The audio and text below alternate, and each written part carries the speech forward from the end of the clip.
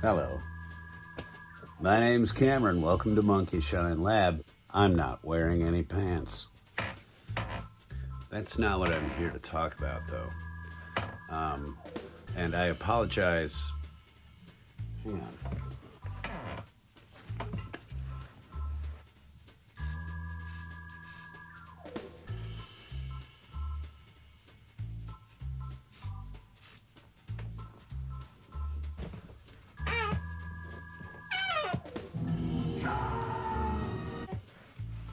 Okay, well.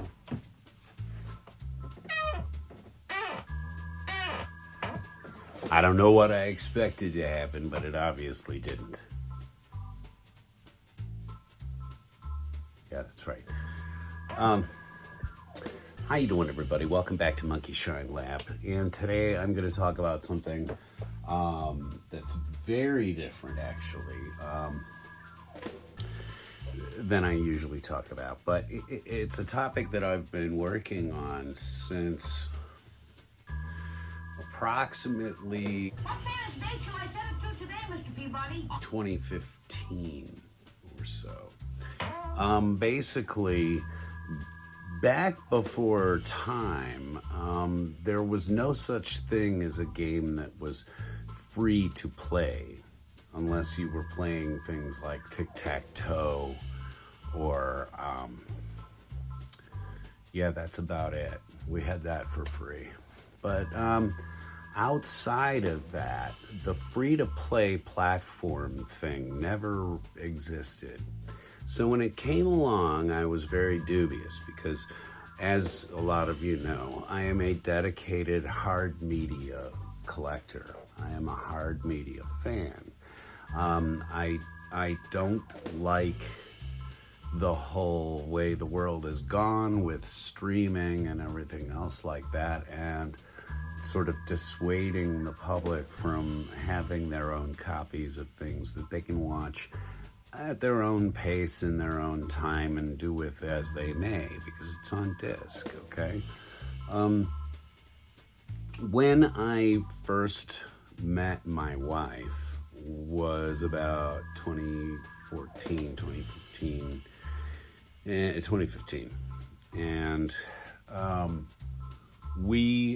she dragged me kicking and screaming into the iPhone age. Before that, I had a flip phone, and that was good enough, and I could text very speedily on it, and I was really convinced that I really didn't need a smartphone in any way, shape, or form.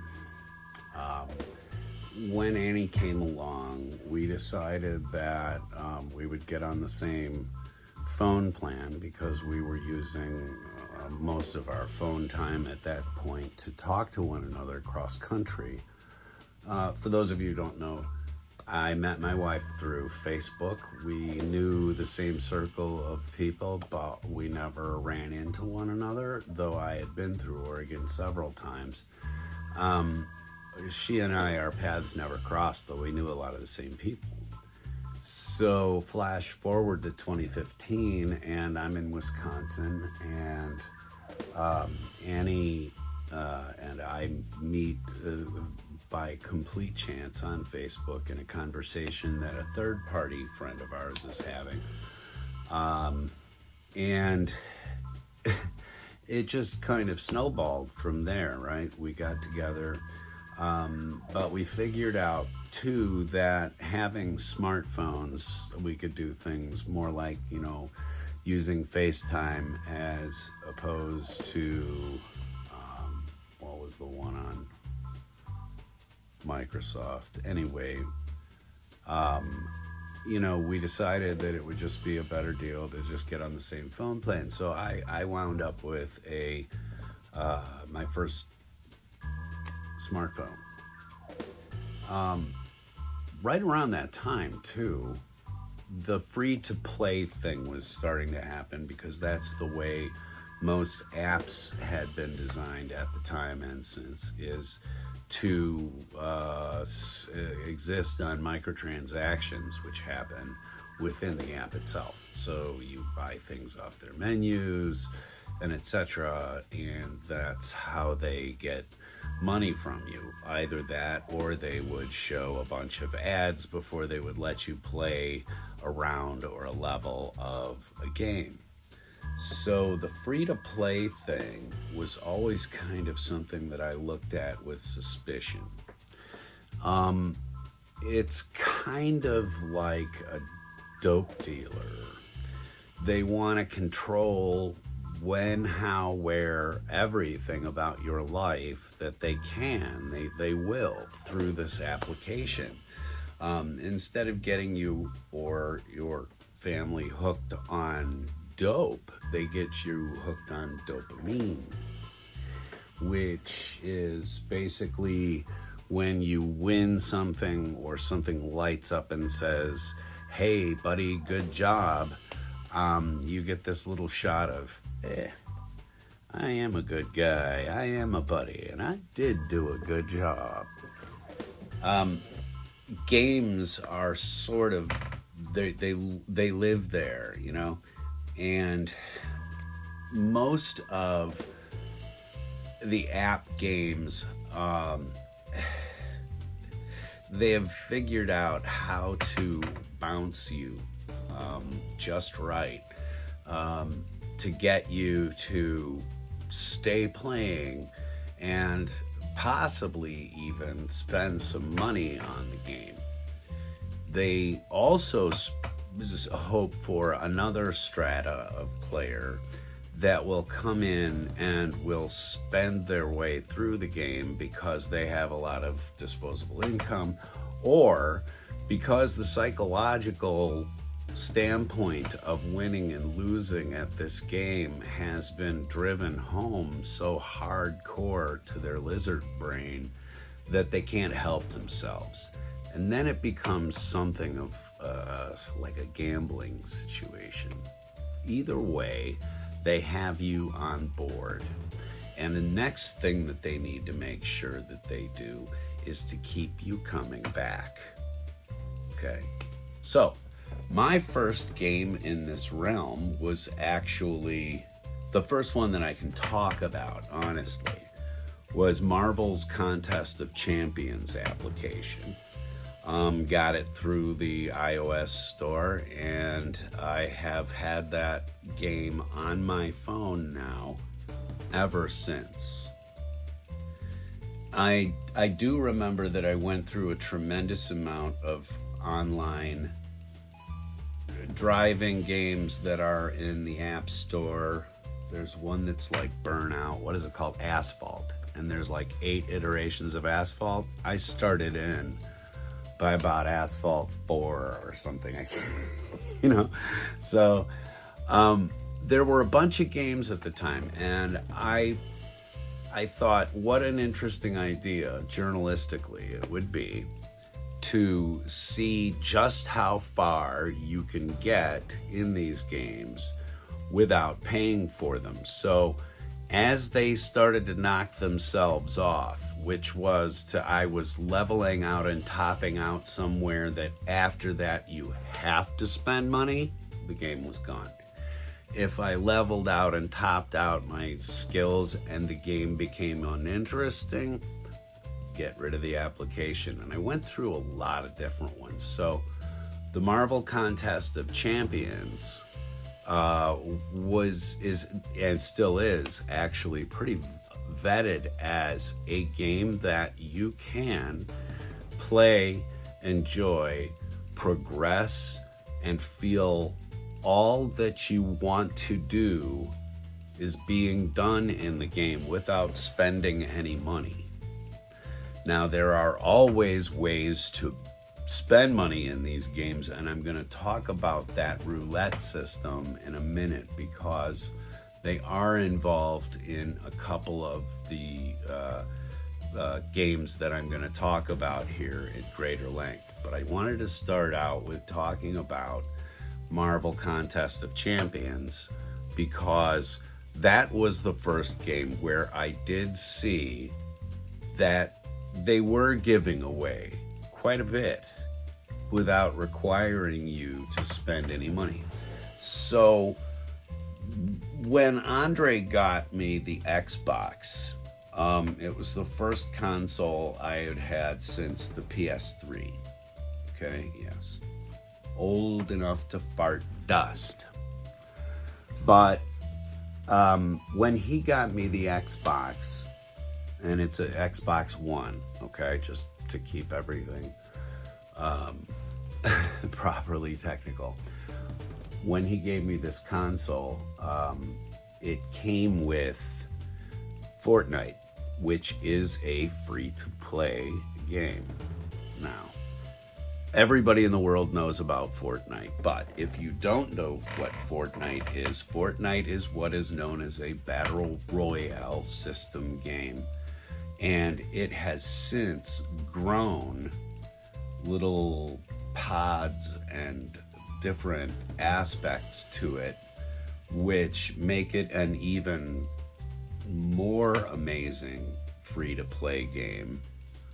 And they have met a really good price point, if you will, to maintain the free-to-play players, meaning you don't have to spend money on it in order to succeed. Most of the things that you're going to spend money on, in fact, are all cosmetic for that game.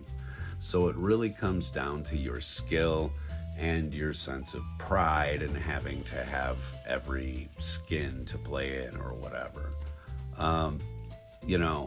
That game also it strikes a good balance, because there are people out there for whom the Battle Pass license, which is sort of about a 2-month stretch, and they give you quests which unlock a whole bunch of other, there's a lot of shots of dopamine in there, and they've really figured it out to the greater degree just how far they can fleece us as players. Okay, I don't have any gripe against Fortnite as a game, and actually the thing that Andre and I really appreciate it for is its silliness and its lack of violence, for all the fact that you are pointing weapons at each other.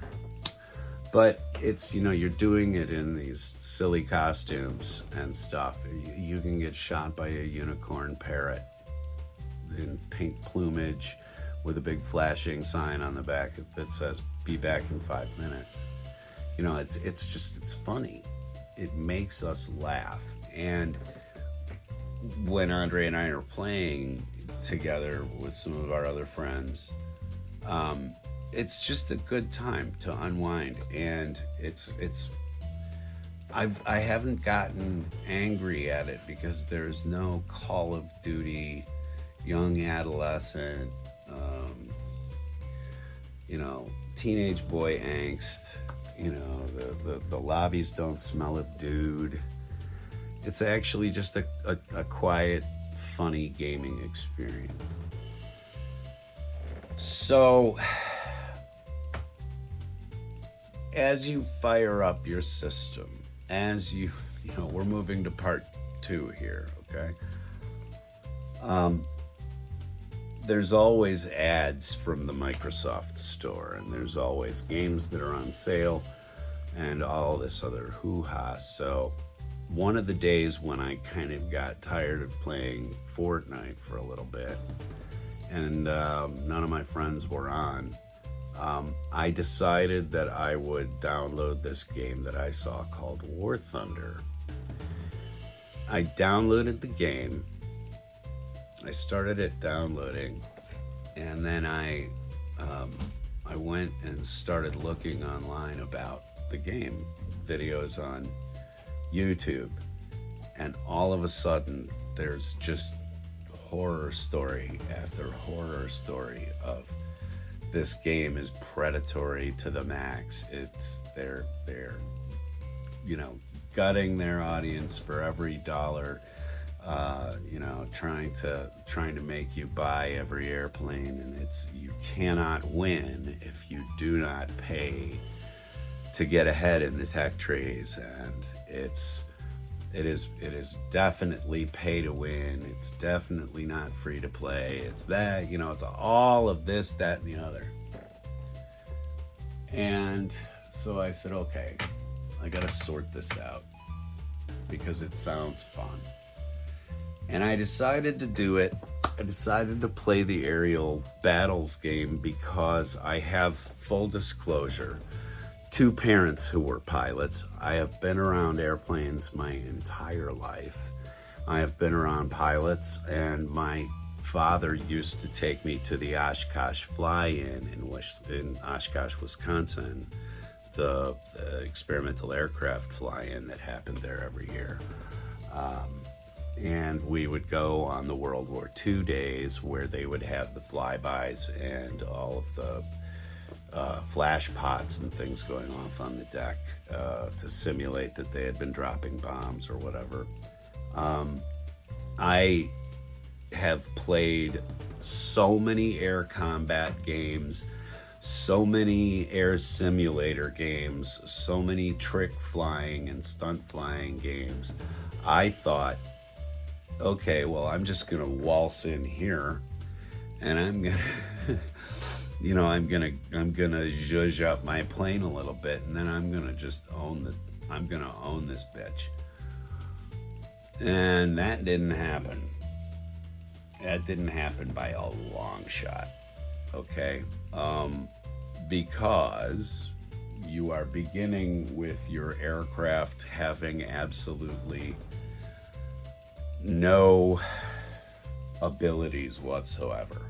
And they start you with the lowest possible biplanes and monoplanes from, like just after World War I, from any faction you choose.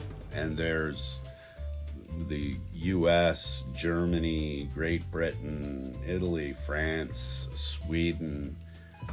There's a ton of different nations to choose from, and then begin working your way through the tech trees of everything and building your plane sets. And it's super complicated. So the first thing that I had to promise myself was that I was going to be patient with this game and I wasn't going to just quit. After about an hour of play, which at that skill level equals about, I don't know, a good 18 entries, you just get smoked. Like, you're puttering along and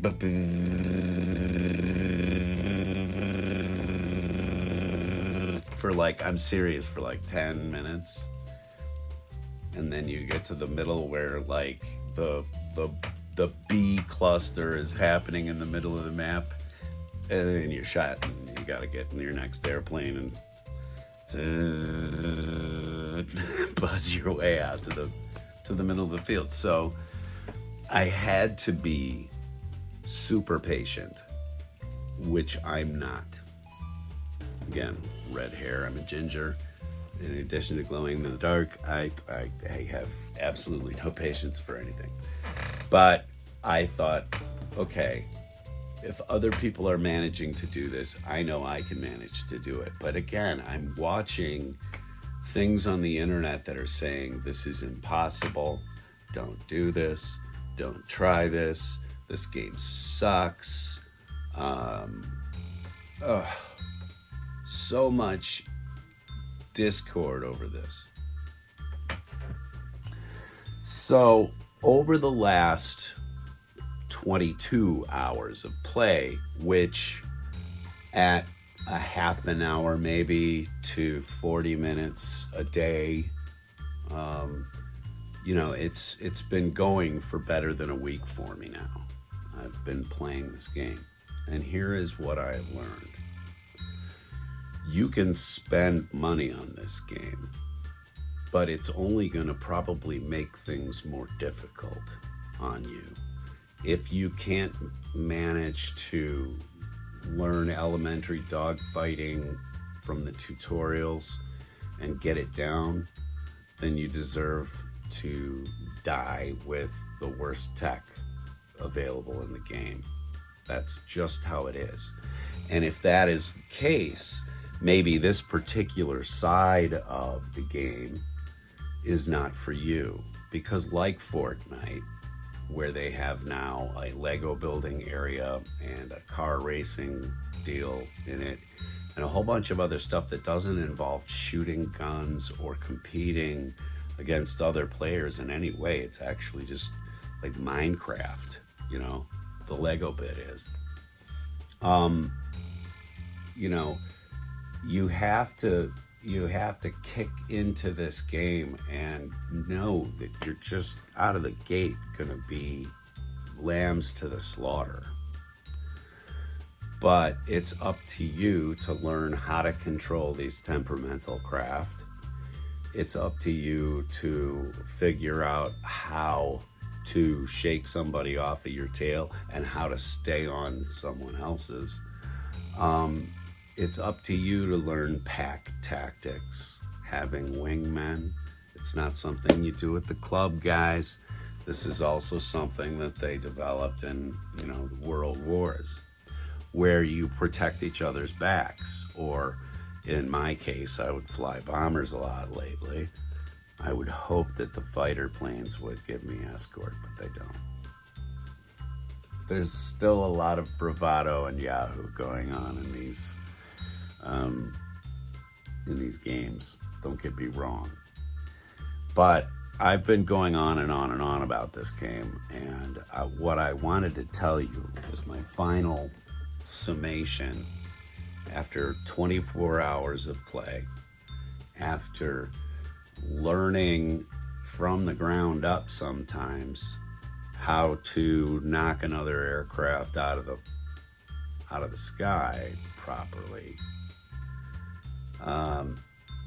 I have to tell you that everybody who criticizes this game and says that it's impossible and says that it has to be, you have to spend money to get where you're going in order to have any kind of fun, they're wrong.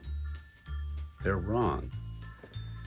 And this free-to-play era, though I don't necessarily agree with it, the fact that they have given me this software to interact on these gigantic scale battles, and that somehow my 24 hours of time devoted to their product somehow paid them something, because, you know, I'm sure spending my time there, I count for something to someone for advertising some deal. But quite honestly, I never signed up for anything. I didn't involve an email. I just downloaded the game and I started playing. There are some planes that I will never unlock because it requires you to pay for them. Are there some that when I get the tiers of aircraft open, will I entertain spending money on any of them? I don't know. The thought is probably not.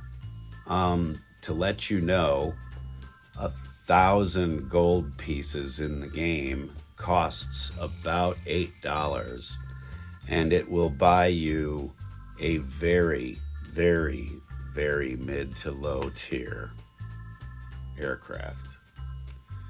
They're right when they say it's predatory, because I would love to have some of the aircraft that are in the premium section, but there's so much available in the free to play, so much to unlock, so much to level up, so much to learn how to fly accurately and effectively, that there's no telling where the ceiling is in this game, if you'll excuse the pun, for me. And that just, I haven't even begun to scratch the surface of the rest of the things that are available through this War Thunder program. And that is tank combat, which is something that it is very well known for. And there are also naval battles, though I understand that the naval battle people are very few and far between. It's not the most popular side of the game yet. But then again, when I started playing 24 hours ago, people didn't really dig the bomber positions in the game either. But I've actually done an okay job with the bombers lately. It's about using the sights. It's about learning how to operate the entire thing. And a little bit of luck that the guy behind the yoke in the plane that's on your tail doesn't shoot it off. It's fun. It's fun. And if any of you out there are playing War Thunder, please let me know in the comments. Like I said, I'm only doing the aerial stuff right now. And I've gotten quite a bit of the early U.S. forces unlocked already, and a good percentage of them leveled up. It takes using the aircraft in battles, in games, for it to gain any experience, as well as the crew. The crew needs to be experienced in battle too. So the whole thing is very sim-oriented. You're managing your supplies, you're managing the building process, which, by the way, if you're not into any of that, there's a way to automate all of your plane stuff. So you can just check a box on one of the menus and it will make the appropriate upgrades and then notify you when the check comes in to pay, which is all paid with in-game silver that you win in the games. It's not stuff that you have to buy from the real world. Anyway. As you can tell, I'm kind of impressed with this. I did not expect to be. And I really haven't tried to get any of my friends into it. Actually, it was suggested to me by a former roommate. So I guess I have him to blame for that. Thanks a lot, Chris. Christopher Wagner, everybody. Jack off. If you are out there and if you are playing War Thunder, let me know. The next one that I am sort of working on for a review coming up here is the World War II first-person shooter, squad-based shooter, called Enlisted. We'll see how I do as a grunt soldier in the trenches of World War II. With glowing red hair and bright white skin that shines in the sun.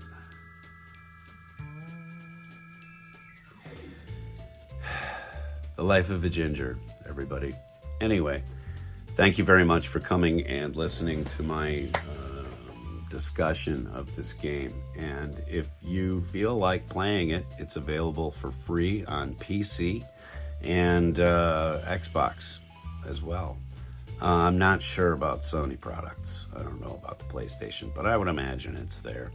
Anyway, come check it out and come be my wingman, or I'll be yours, or something. I don't know. It'll be fun. I know that though. Anyway, we'll get back to toys here next episode coming up, so stick around, please. If you don't like what you saw here, we have lots of different playlists of lots of different topics. So you can either do that or you can wait for the next video to inevitably pop up and check that out, because we try to, shake everything up every day or so. Sometimes I even put on pants. Not today, of course. All right. Thanks for listening, folks, and I will talk to you all again very, very soon. Toy hunt coming up. Bye.